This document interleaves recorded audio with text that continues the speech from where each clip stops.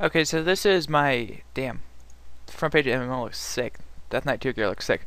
Anyway, this is going to be specifically over the Death Knight talents. I know I did like a general one of me raging over all of the individual talents that apparently a lot of people took pretty seriously. I mean, no one knows what the damage scaling, where the fuck is it at, is going to actually look like. Like, for example, if Death Knights go back to Icy Touch being the strongest nuke that you have, and then like other crap. Holy crap, that's cool looking.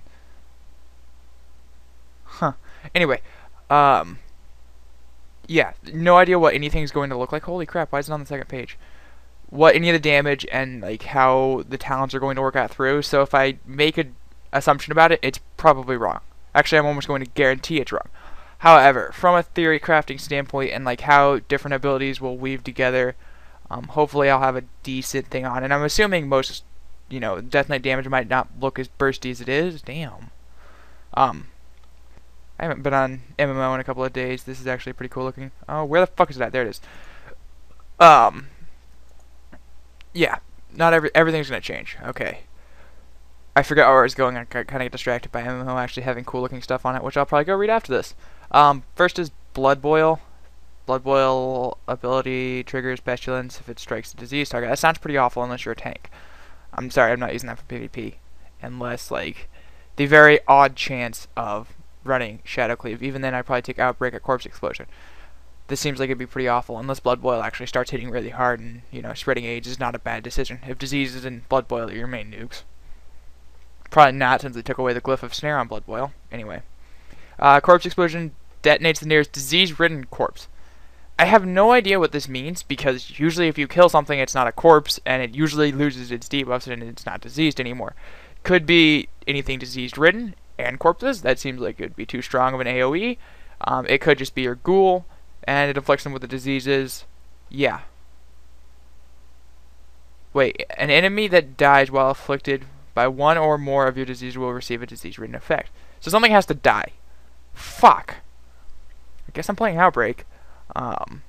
Wonder if like one or more of your diseases, so you can't do it on your ghoul. That doesn't actually sound as good as I thought it was.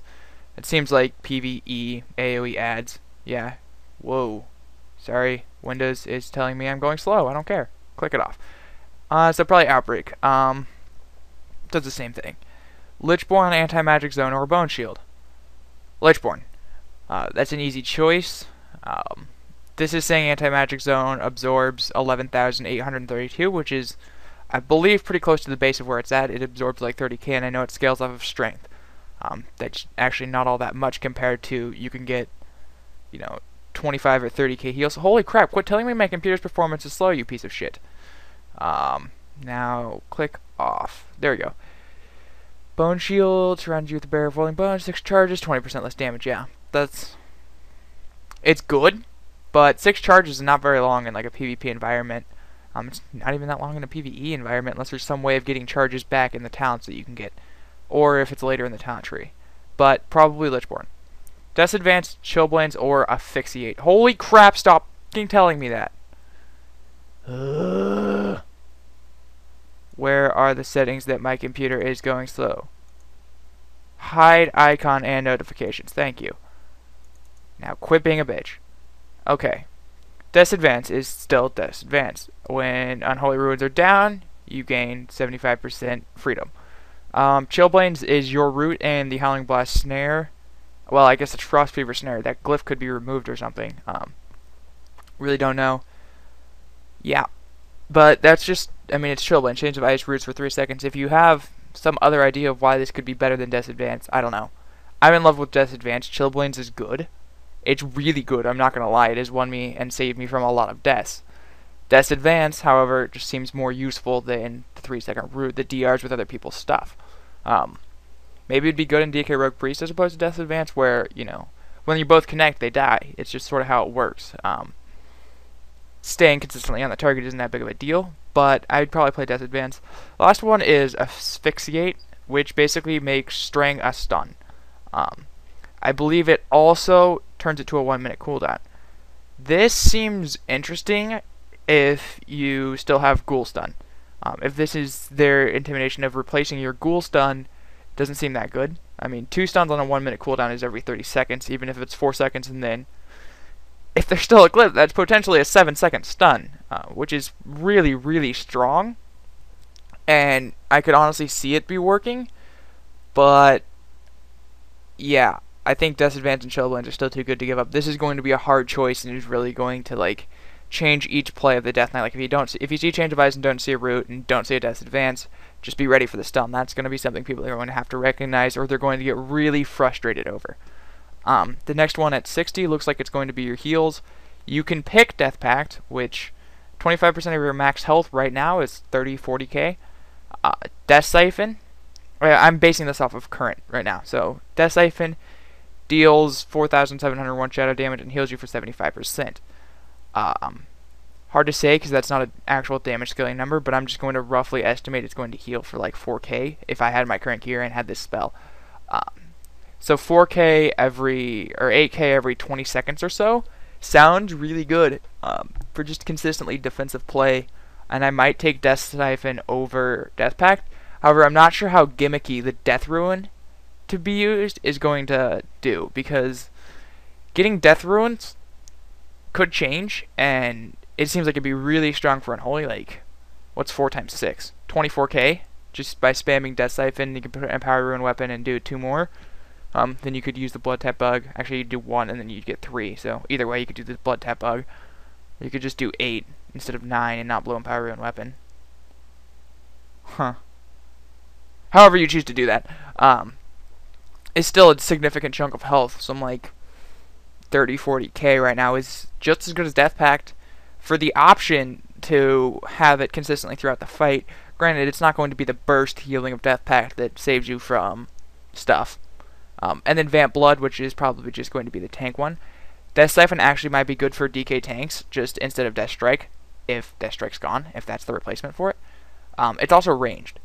That's actually really good to mention, is that that's like a ranged skill. I don't know. I'm assuming that's not going to hit that hard, that 4700 is not going to be huge damage when it scales up, just because it is ranged. And I've read through this a little bit, so I know what some of these damage abilities do, which, yeah, actually, this is higher than some of these, now that I look back at them.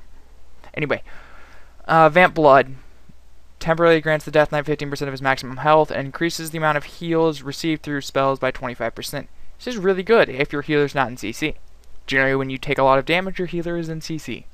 I think you can kind of throw this one out of the mix, unless, like, RBGs, this might be better. Vamp Blood could be really good in RBGs. Like, Death's Advance on a DK tank running over there with Vamp Blood.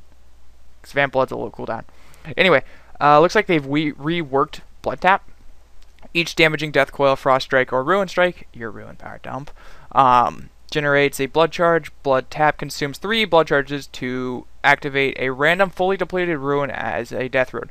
I'm assuming this is the most depleted Rune, so if you hit Chains of Ice, it'll do the second one so that you save the most time. Not 100% sure though. Activate a random fully... I hope that's how it works, honestly.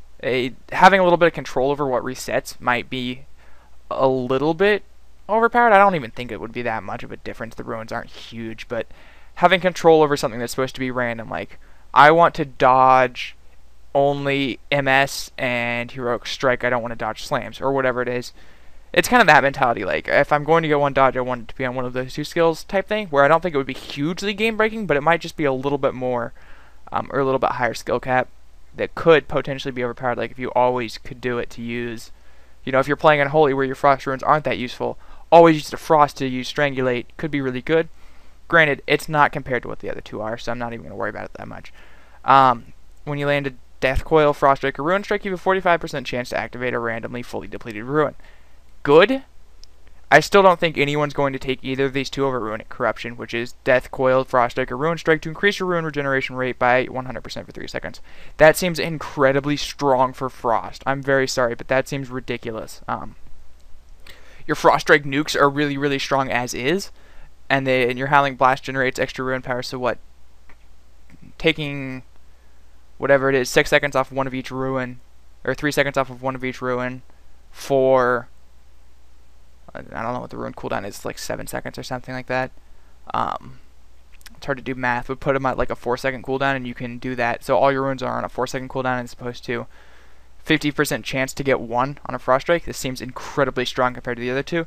Although, Runic Empowerment has won me games, you know. Hey, look, 3 Frost Strikes regenerated 3 Ruins, so now I can obliterate twice and kill you.